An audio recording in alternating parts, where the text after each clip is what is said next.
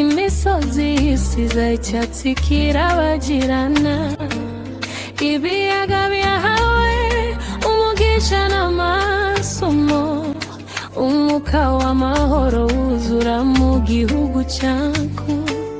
Ni indirimbo y'ubwiza buhoraho, niwe imisozi igana heza tukarusigashira. Duhaguruke twese dufatanye amaboko, dutere ibiti dutunganye imigezi yacu, twirinde isuri n'indi yangiza kamere, turinde amashyamba n'inyamaswa zaho.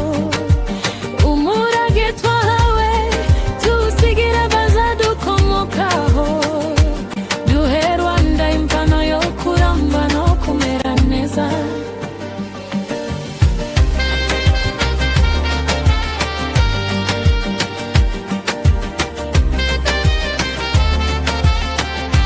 Abasuye u Rwanda bahakunda mbere yo kuhaba, kuva mu birunga kugeza ku Kivu kigaragaza uburanga. Akagera gaceceka ariko gatuje, Nyungwe y'amashyamba isanzuye mu mibande. Abashyitsi bacu tubakira urugwiro, twereke isi yose ubwiza bwacu bwihariye. Ibiza byacu ubutunzi bwacu, urasura imisozi, imirambi n'amashyamba akagusha ishema. Abikorera bagashyiraho amahoteli meza,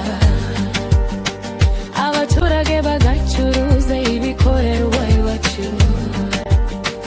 Ubukerarugendo bukazamura imibereho, bugatanga imirimo n'iterambere mu gihugu cyose. Twese dufatanyirize hamwe gusigasira u Rwanda, urumuri rwacu narwo rukomeze kumurika isi. Abana b'iki gihugu bakure batewe ishema n'amahoro, dukomeze kubana mu rukundo n'ubwuzuzanye. O Rwanda rwiza ruturinde twaru